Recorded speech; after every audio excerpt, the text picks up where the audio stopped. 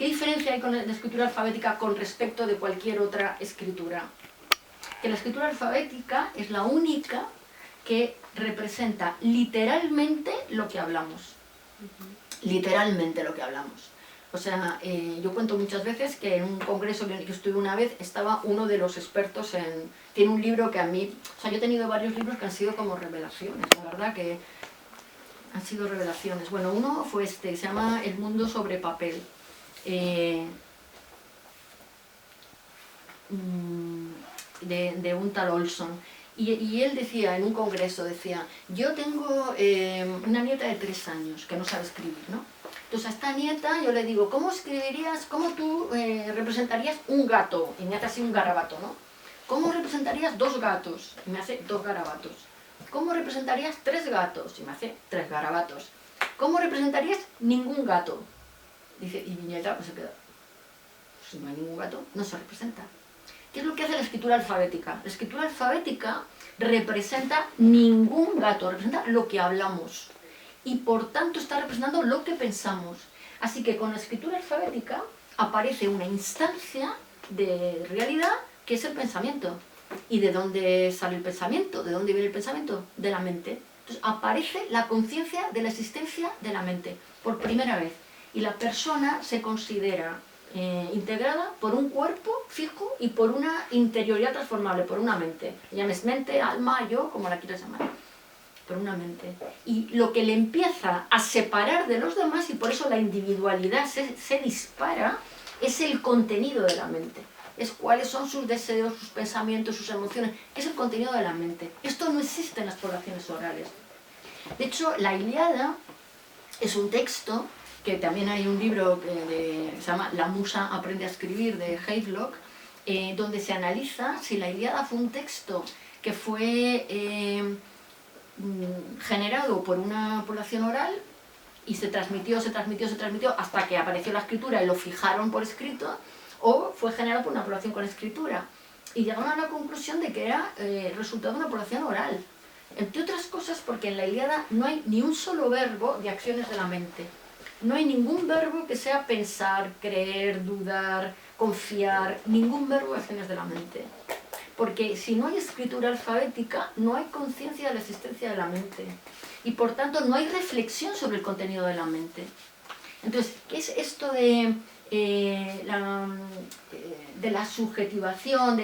Yo creo que esto está partiendo está universalizando una identidad que es la de la individualidad, la reflexión de personas que tienen escritura alfabética y que además esta reflexión no tiene en cuenta que esas personas están teniendo también una identidad que es la relacional, que no es consciente de sí, o sea, que están juntando las dos cosas. O sea, lo que pasó en la historia, en mi opinión, ¿no? Estos son mis argumentos, es que al principio todo el mundo tenía identidad relacional, porque no había división de funciones y división del trabajo. Pero empiezan a aparecer división de funciones en los hombres, que esto es otro tema, ¿no? Porque son los hombres, pero empiezan a aparecer los hombres en la complementariedad de funciones de esta que existen en todas las poblaciones conocidas.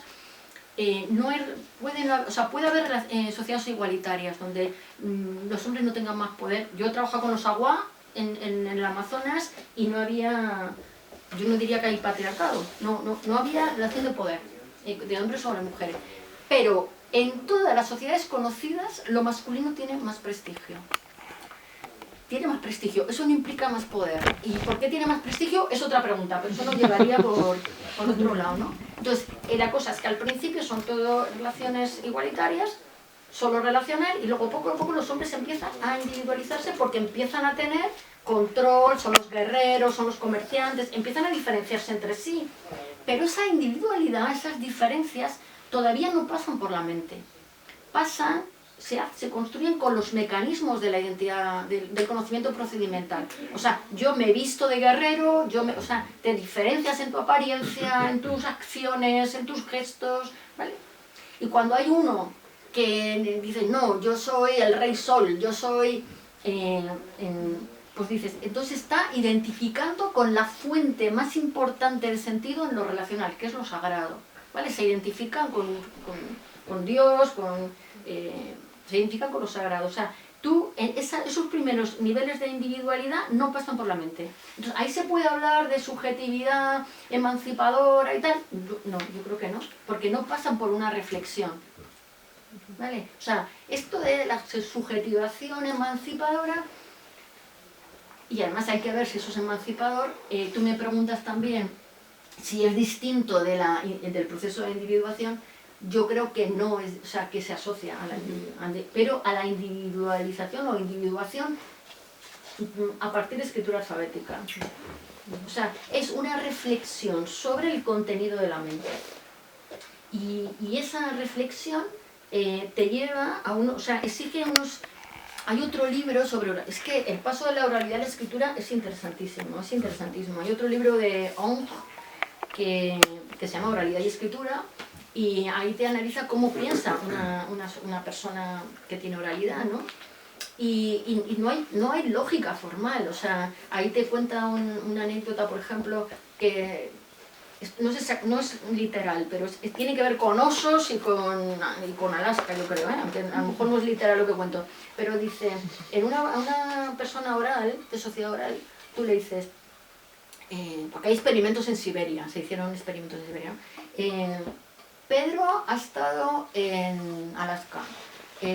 No, en Alaska todos los osos son blancos.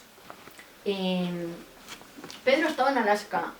Pedro ha visto un oso en Alaska. ¿De qué color es el oso que ha visto Pedro en Alaska? Entonces, lo que contesta una persona sin escritura es, pues pregúntele a Pedro, que es el que ha estado en Alaska. Yo no sé porque yo no he estado en Alaska. ¿Qué contesta una persona con escritura? Una persona con escritura no está pensando en Alaska, ni en el oso, ni en Pedro. Está pensando en si P, Q, si Q, R, luego si P, R. No, estamos pensando en lógica formal. La lógica formal aparece con escritura. O sea, nosotros podemos, cuando tú empiezas a tener escritura alfabética, tú puedes pensar sobre la realidad o puedes pensar sobre la representación de la realidad. Puedes pensar sobre la hipótesis, sobre la fórmula matemática, física, etc., ¿no?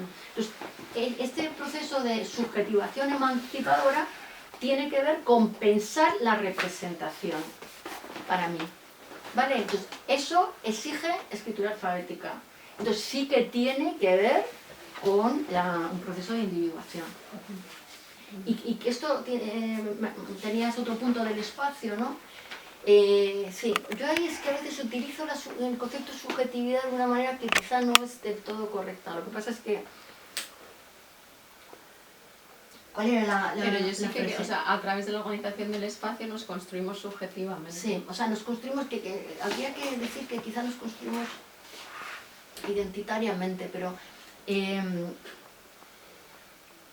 o sea, la subjetividad implica una capacidad de diferenciar tu punto de vista, que es lo subjetivo, de una supuesta neutralidad en la observación, que es lo objetivo.